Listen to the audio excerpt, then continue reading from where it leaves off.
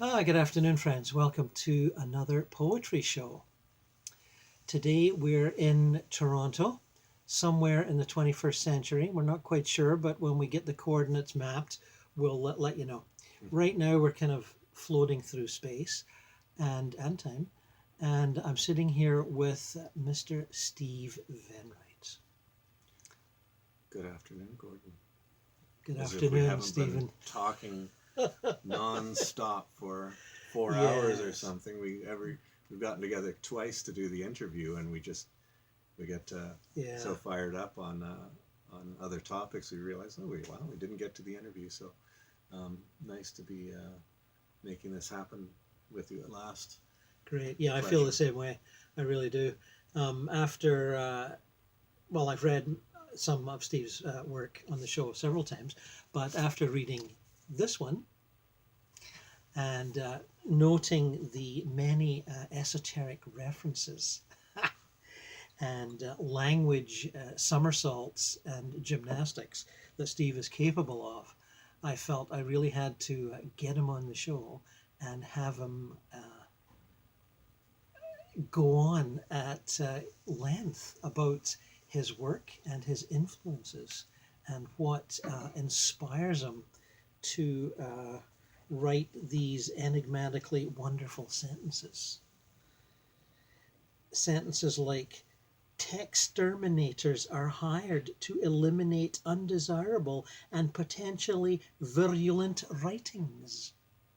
That's just one. Love that with your accent, Gord. That's Thanks. much Thanks. improved, but I think I'll get you to do all my readings. Okay, I'll take you up on that sometime. I see a little bit, of all sorts of things in there. Do I see a little bit of Christopher Dewdney? Oh yes, well, Dewdney had a big impact on me, and I still think his work is thrilling. So that certainly opened up some terrain for me, which was I was not at all, equipped to take up at the time of.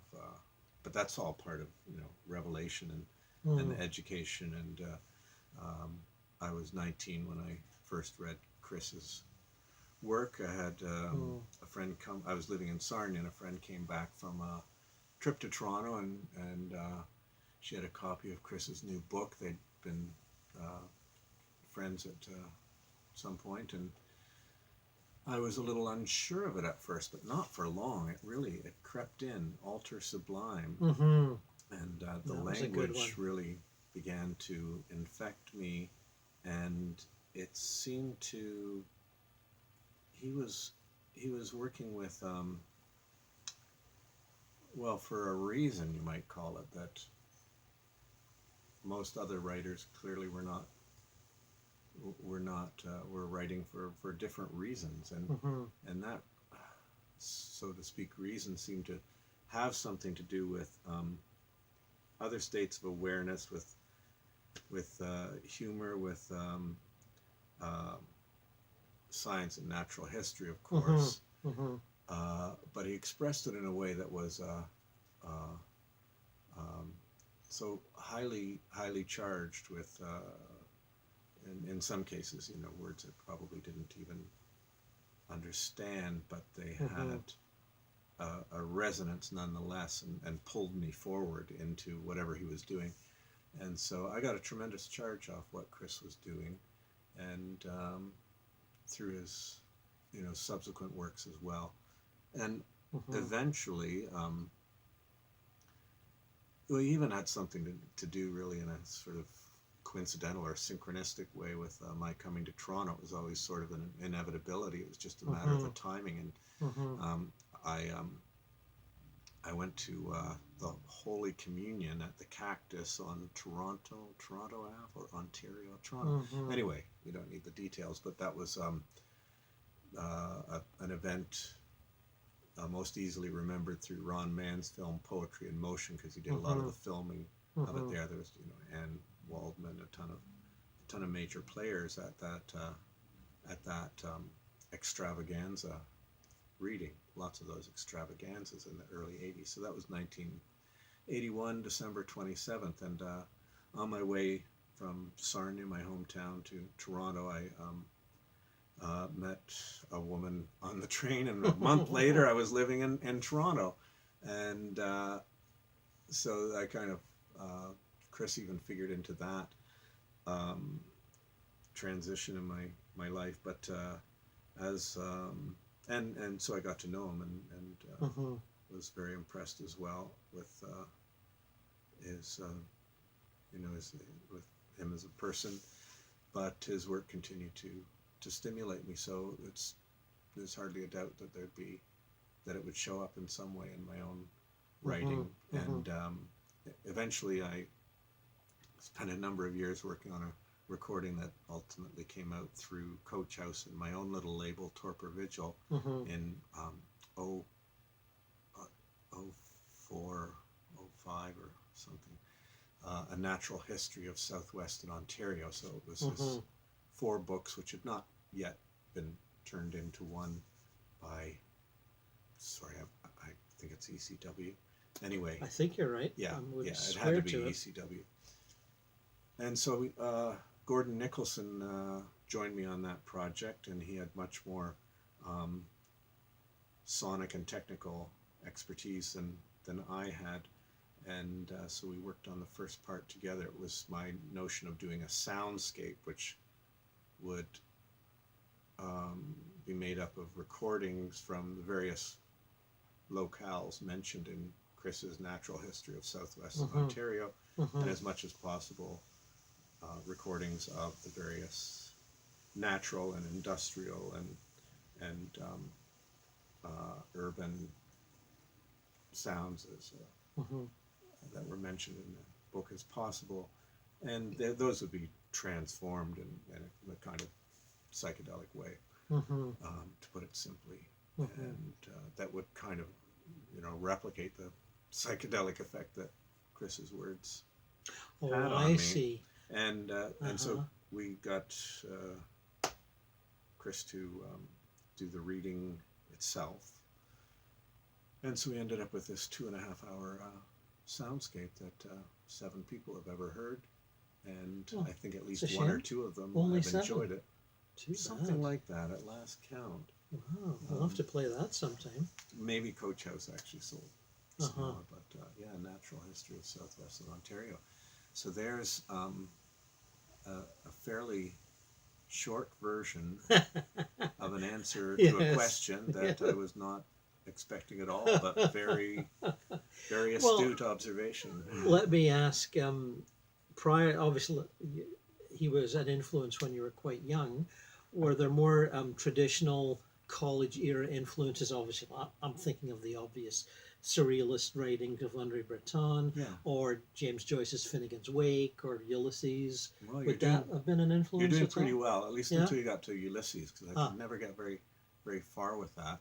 But I loved Finnegan's Wake, and it was only through reading it aloud to my son Carrie that I actually, probably got through it myself, because as astonishing and compelling as it is, it's also sort of overwhelming. I mean, it's so dense. But Carrie was quite young, but he was kind of into it. So we'd do our bedtime reading, and then he would still be awake when I began whatever part of Finnegan's Wake we were on, and then I would continue after he went to sleep. So that it was kind of a dream book anyway, or a book that is from possibly some nocturnal realm, and that was that. But Joyce for that book, but Breton very much so had a huge transformative effect when I discovered his writings and the work of the other, mostly French surrealists, but surrealists from around the world in the 20s primarily, and then Dadaism as well. So, so very much so, and what was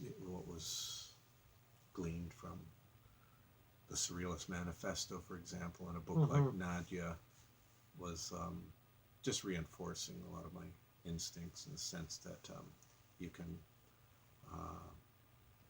there's absolute liberty if you wish to take it with thought and language and imagination, and that it doesn't have to, you know, end when childhood ends, for example. So I've spent a bit of time kind of distancing myself from the label of surrealist, but I absolutely embrace the notion that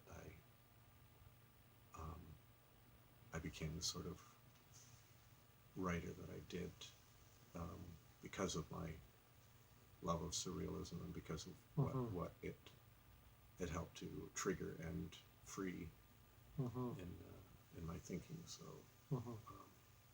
good point. Interesting.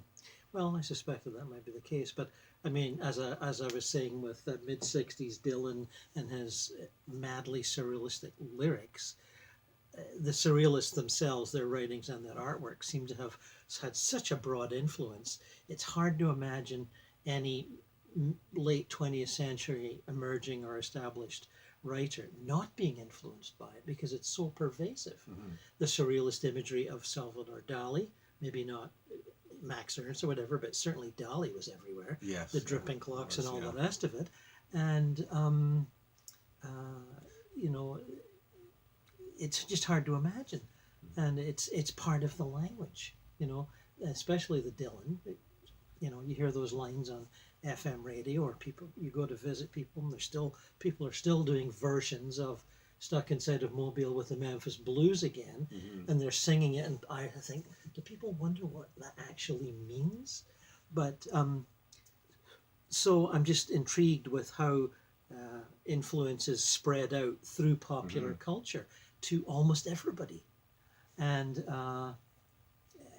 you are not almost everybody. You're a highly specialized technician of language and composer of images, I might add too. So when I came across your work some years ago, before this current book, I was just intrigued with feeling all those influences. And also, you've already used the word psychedelic, so let us pursue that a little bit. Do you feel that the human consciousness as unveiled by ingestion of psychedelics is A, worth writing about, and B, something that you wanted to write about? About? Maybe not. I mean, I'm grateful that there are people who write about it and who talk about it.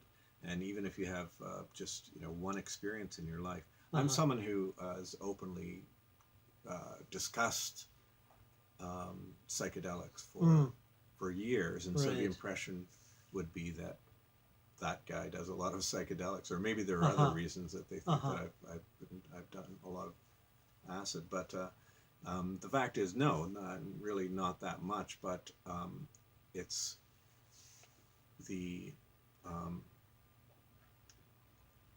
uniqueness of those experiences and what I perceive as the value of those experiences that I try to bring into this life and to my everyday perception. And talking about them, I think is a way of helping to destigmatize the whole. I mean, the fact that many of these psychedelics are plants and they're illegal, and others are in our own brains, our own neurochemistry, and they're illegal. That I just, I understand many of the reasons for it, and some of them are not even entirely objectionable, but it's, so yes, I'm very pleased that there are people who are writing about psychedelics, and I guess for me, I was interested maybe in a kind of poetry that would be psychedelic in itself, that language as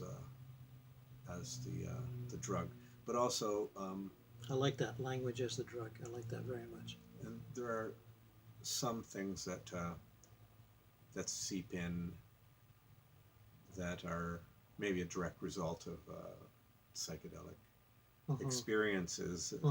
The humor actually is part of that. Yes, That, yes. you know, the cosmic giggle and all of that. Mm-hmm. Let me yeah, I'm sure you can find some see if examples. there's in this sequence of short, basically one-liners that I called Beautiful Thoughts, because I thought it had a nice hallmark quality, but it also is a little bit of an inside joke, I thought, because of Christian books, you know, magnificently rigorous. Well, everybody knows eunoia, but anyway, eunoia means beautiful thinking. So I've got the opposite end of it here, where these are just first thing that pop into your head, kind of unstructured little ditties, and but these are my beautiful thoughts. And oh, you're not going to what's the graces one- with a couple? well, yeah, Oh, good. sure. Lines like this, to me, someone who might have experienced timeless and outlandish states through the ingestion of, you know, psilocybin mushrooms or lysergic acid diethylamide. Is that the pronunciation? 25. It's a tough one to pronounce. I agree. Dimethyltryptamine. I have no trouble with that. It has now been over 7 hours since I began writing this sentence. And one other, I should be able to remember these, they're so short, and I've been doing so much editing on this book. If you can hear these words outside of your head, call the number on the back of your radio. Yes, I This like is that. a feed dog book, Stuart Ross's Feed Dog imprint through Anvil Press in Vancouver, and the project was initiated and seen through by the wonderful Alessandro Porco. So I have those gents to thank for this selected of mine that came out just under a year ago. And a vibrant collection it is, I can tell you.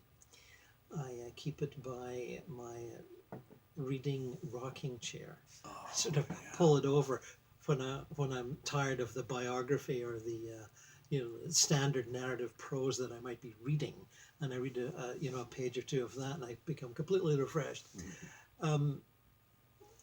But to continue on that point, Steve, I find that it's brave enough to try and bring forward any kind of a reality representation of the psychedelic experience, because it does seem to be almost beyond language.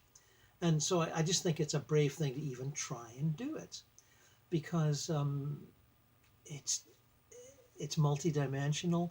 It's constantly shifting. The moment you have a perception, it changes into something else.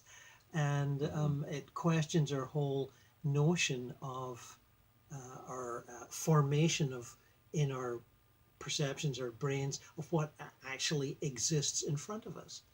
And as we try to describe that, we're inevitably using language. And I've tried it myself, and it's not easy. You can hint at the ideas. You can use the word morph. You can use the word shapeshift. You can use the loss of identity metaphor. There's all sorts of things you can do. But in my experience, it seems to exist almost beyond one's ability to describe it. So in your efforts, I applaud your efforts to try and do that. And I just wanted to add, since the Canadian artist Mary Pratt, who passed sadly just a few weeks ago, I wanted to say that when I first saw her paintings, I don't know how you feel, I saw them in the 1980s at a small show. There'll be prints in Arts Canada magazine, the odd thing here and there, as there would be of her contemporaries like Jack Chambers or whatever. I would look at them. When I saw them live in front of me, it struck me that she was painting the sort of radiance, inner radiance I would see when I had taken mushrooms. Mm-hmm. You would look at anything, whether it would be a plant, organic, or a piece of wallpaper, a piece of carpet, that would radiate light towards you, Yes. an inner light. And I thought, she's captured it. Mm. And did you feel that when you saw Mary Pratt, or is that just me? Well, I've forgotten what Mary Pratt's Oh, work looks well, like. she's but very much domestic. Yeah, Turkeys it's on a baster, and but lots of slightly food in the kitchen. impressionistic. Yeah, like magic realism, a bit like Yeah. any number of Ken Danby, Jack Chambers, Yeah, any number of artists. Chambers I'm but really Yeah. familiar with and fond of. right, And, but she seemed to be definitely trying to bring out that inner radiance. yeah. And I mean, I never had the courage to ask her, even though I did meet her once, because in those days, we're talking the 80s, these are the just say no days. I mean, because of Reagan and Nancy, you couldn't even buy books on psychedelics in bookstores. They'd be hidden under the counter. That was before the Terence McKenna age, when it was all over the place. So I didn't want to ask her because it was too much of a Right. threat. Yeah, am I going to? Here's this Yeah, nice you middle could- class you could lady living out hint in the at East it. Coast, raising her children. Am I going to ask her if she's taking mushrooms? No, I'm not. But I just wanted to say that again, how these things pervade our culture, and it's just interesting how these things pan out. Mhm. And if I wasn't talking to Steve today and Mary hadn't passed in 2 weeks, I wouldn't even bring up that point. But it's something I have thought about for many, many years. And when I look at the book I have of her artwork, and you look at, they say, the tin foil over the turkey, and there's every crinkle in the tin foil has a little image in it. Every single one. Well, And that's the trippy. only thing, I would notice that when I was taking mushrooms. I wouldn't notice Right. it when I was actually making a turkey. So Have you ever made a turkey on mushrooms? I've Roasted done a it? little bit of cooking on a mushroom trip, but not Yeah. like anything really complicated. You want to sort of, you're down to, cheese and crackers at that point, maybe a bit of fruit. But have you? No, I've done. My expeditions are typically solo and in isolation. I prepare Yes. whatever I might want to Yes. read while still in a verbal state, or Uh-huh. look at as far as images go, or even videos, Uh-huh. and prepare the music for when I might be coming through later on, and I want to Uh-huh. listen to something. But the tarot cards, the pulse light and sound machines, what have you, all Right. the right. toys. But as far as doing anything at all active, no, I Mhm. haven't, because I tend to, in those rare occasions when I do something psychedelic, and I'm now on the no-fly list. You realize? Thanks, Gord, but let's carry on okay. with this. Okay. No. Well, I haven't been able to go to that fabled country for a number of years myself. Well, there was this but- one guy. I can't remember. He may have been a professor. Somebody in BC. I think it was Vancouver, and this was maybe a decade or so ago that I read this. But he had family members in LA, and he would travel on business, and suddenly, no, you can't do that. You are not allowed in the United States of America. Uh-huh. He had once written an article Uh-huh. talking about having once tried LSD, and he gave his impressions Yes. of it, and that was basically it. But you could not even write about that. Mhm.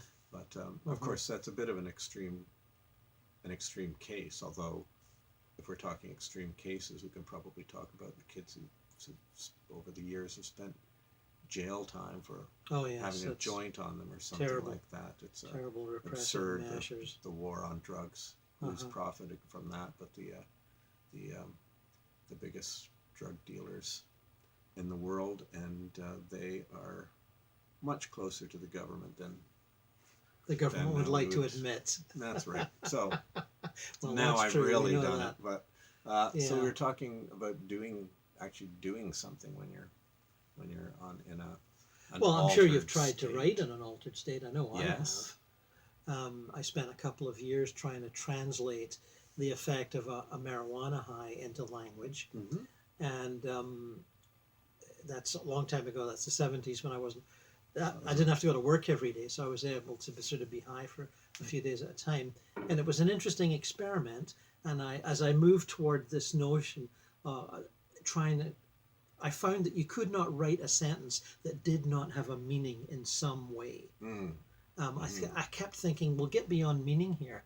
And I was thinking of Lewis Carroll or different, nonsense verse that's been done over the years. Yes. But you can't actually come up with something that doesn't mean something, because I think it's hardwired into your brain. Well, if it doesn't mean something, then you'll make it mean something. And that's actually often the language that I really enjoy. Finnegan's Wake.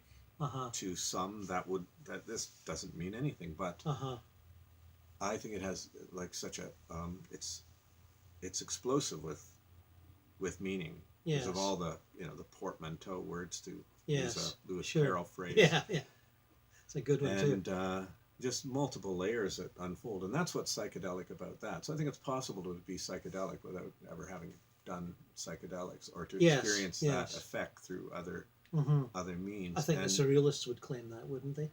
Derangement of the senses without sort of artificial drugs or whatever. And Rimbaud, for that matter, speaking of. Right. Well, he certainly was successful in deranging his senses.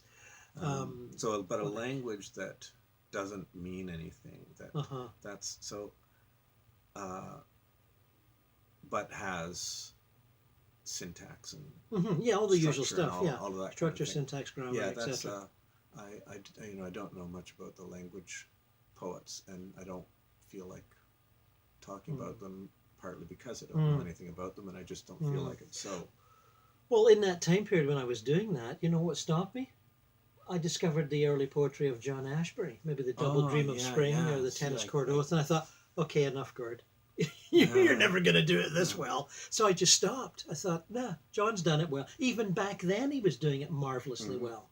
And I thought, I just let him, I know it sounds arrogant, I just let him do it. I stopped. I went back to traditional lyrics, or fairly traditional lyrics, because he was just so darn good. What was the point? But it's just a matter of you discover somebody, he's doing it, and he's doing it super well. Yeah. And that's my little story about trying to derange language, you know. But as for having actually written, I thought maybe Carrie could get the doorbell. Or there we go. Yeah, a little bit of someone poetic. will get the bell. I'm hoping. Maybe Dylan Thomas will get it. Who's there? I have tried it on one expedition. I was so fascinated by the word goes, GOES. That became the whole theme of that. That tells you, like, that's the absolute reduction of that. That's either entering into like the most brainless drug state, or not. But the beauty of that, and the seemingly endless impressions that it conveyed, that was enough for me. I just needed that one word. Yes. But there are a couple of pieces that in the later stages of a trip, I did write, and I found them just endlessly amusing at the time, and they don't hold up much, but nevertheless, a couple of them I think might be in one of these books. I know in Floors of Enduring Beauty, Mansfield book, that a couple of those are in the epistles section, and I won't read them because they're running and hiding from you. That's what they're doing. Yeah. They don't want to be exposed. And what about, there's something in Strange Wonder too, the Tortoiseshell and Black book, and I happen to have it open at that page from whenever. Exsolve, obtained by force or threat the special tissue, ungracious lumps concerned with the moon. Spread energy, invisible sickness. I thought it was thickness. Huh. Well, that's not as abstract as I thought it was. Yeah. But Well, maybe there's something I'll in go here. back to one other bit from the Beautiful Thoughts, and that is, we watched all their movies down the train. So That's good. I like it that. almost means three or four different things, but Yes, it doesn't mean any. So, next question. The next question.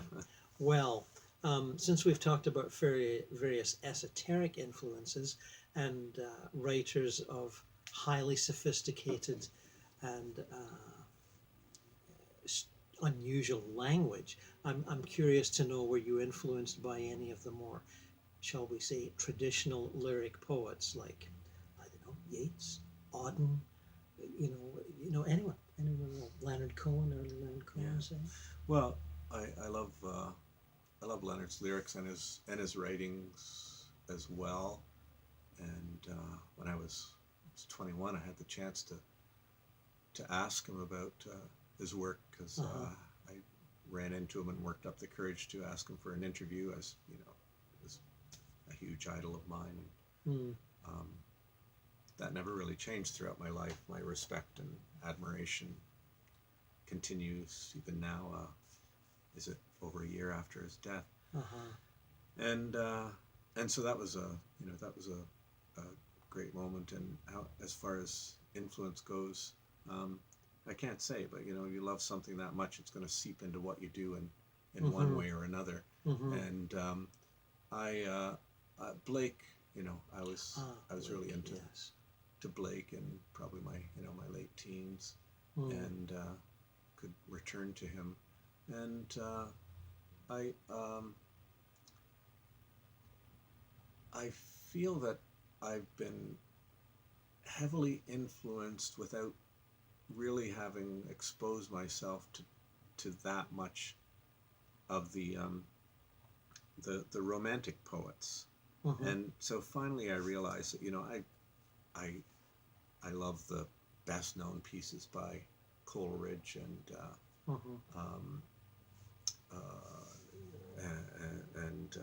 Byron, but I never really explored them much. And then so a couple of years ago I addressed that, and my curiosity really took a hold. And I thought, there's always been this tremendous allure whenever I think of Samuel Taylor Coleridge, Coleridge or Coleridge. That's a long topic, and there's an interesting article about it. Oh, that, really? Yes. Well,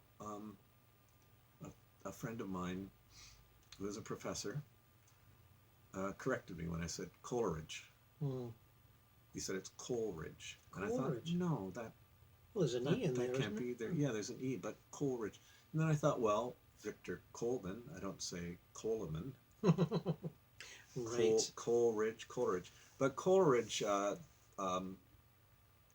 did some plays on his name. I think just in personal letters, he'd write little couplets.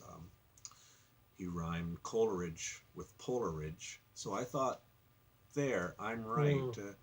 And so anyway, some have said that it was definitely one or the other, but I don't recall the author of that particular article. I suggest, if you care, check it out. But one author who I think every word of his work on Coleridge is worth reading, and that is Richard Holmes. Oh, yes. This is this contains some stuff on STC as well.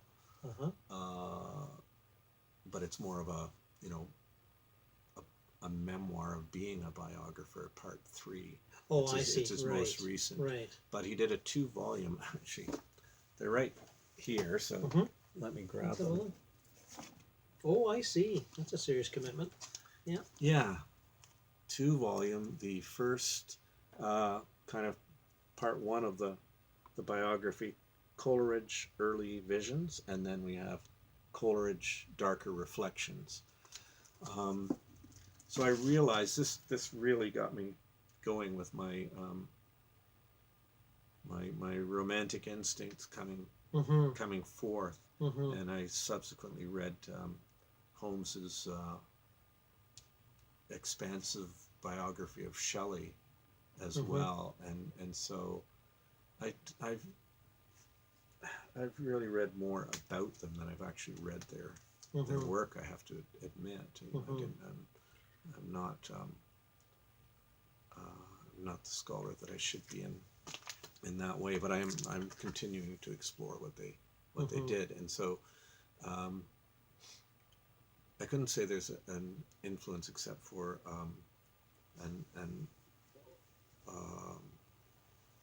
I guess a general awareness of that whole era of writing and the tone of it and the something about the grandeur of the mindset that led to the romantic movement, and that's something that often playfully but with great affection as well I riff on, I think, and so I'm as much romantic as surrealist. So interesting. there you have it. When you brought up Coleridge, I got a quick memory of a couple of books I read maybe 10 years ago on anthology studies of. One was called Writers on Drugs. I forget what the other one was called. Yes, that's a Marcus Boone. Got it. Well done. Book. I've got it just over here. Wonderful, also. Torontonian chap. Excellent right? book. If we don't have the reference, I will bring it up on the next poetry show. The Road to Excess. Road of Excess? Or the Road of Excess. Yes. The road. Great study. The Road of and Excess. if you think we're talking about the 5 writers that took drugs, we're not. There's dozens of them, including Jean-Paul Sartre, who took... was it some pill, amphetamine type pill? PCP, I don't know. People that studied his actual manuscripts will say that he pressed the pen so hard because he was so high that he pushed it right through the paper. Think about that for a minute. Well, and then Freud with his cocaine, Yeah. he might not have had these visions and theories. It's either Marcus Boone or the other book that I have mentions Coleridge was part of a social circle, including a chemist, Humphrey somebody or other, who was experimenting with nitrous oxide. Sir Humphrey Davy. Thank you. And there's letters extant which say, "Come on over, Sam. I got this great gas. You gotta try this. Davy's gas. It's wild. Blast. And they have basically. This is not what they teach you in school. Yeah, they don't teach you this in school. You have to do the reference work, and there they are, hosing back nitrous oxide and having out-of-body experiences and trying to write about it in their diaries. Yeah. So it's much more of an underground influence than the average, I don't want to say average reader, because there's lots of people read passionately, but maybe don't get into that level of biographical detail. But it's there. It goes all the way back through history. Mm-hmm. Would you not agree? Yes. Oh, yeah, certainly. That, and in a way, that reflects McLuhan's The Medium as the Message, that the medium in a lot of cases might be the drug, and the drug could be caffeine, it could be for sure, well, alcohol. How many authors? Yeah. I mean, Absolutely. I'm really into Flann O'Brien these days. Yes, he was a hell of a drinker. And so what the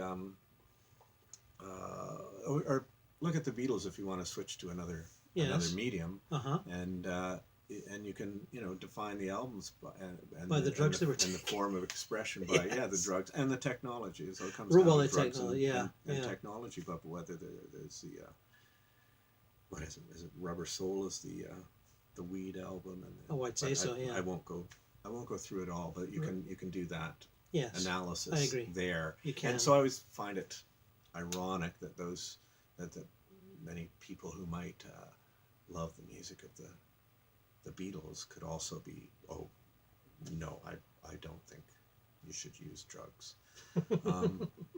But you like the byproducts, and you like the the results of that. So, Uh-huh. but I'm not saying it's not sort of an organic part of the way someone might live. It's not always the experiment, like,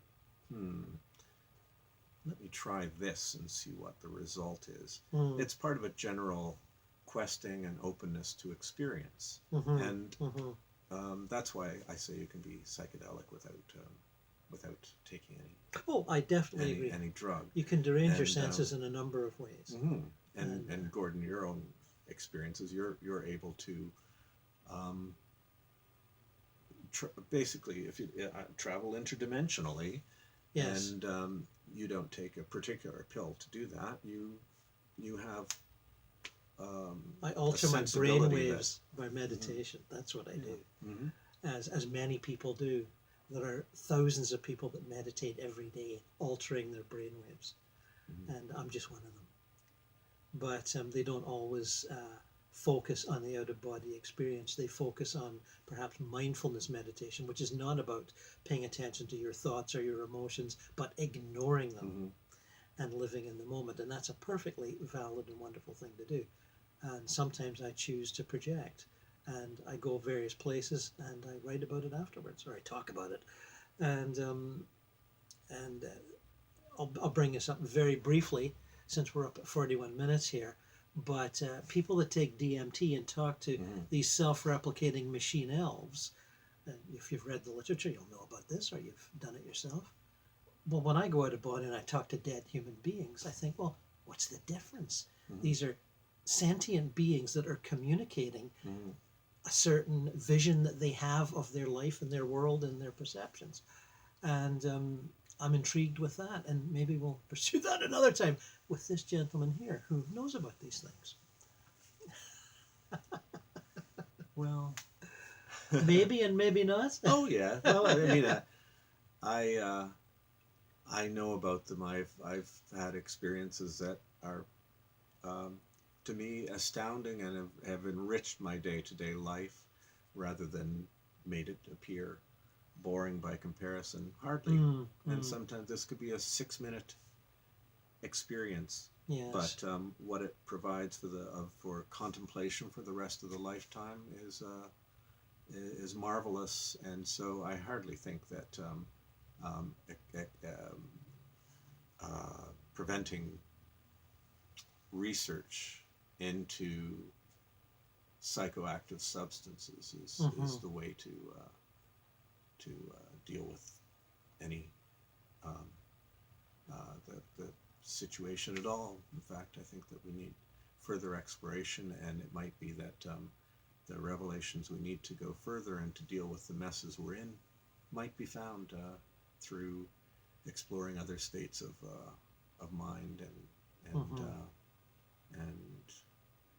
taking a different approach that is much more inclusive rather than reducing us to the narrow field of sensory functioning that we need to go and make a deposit at the bank.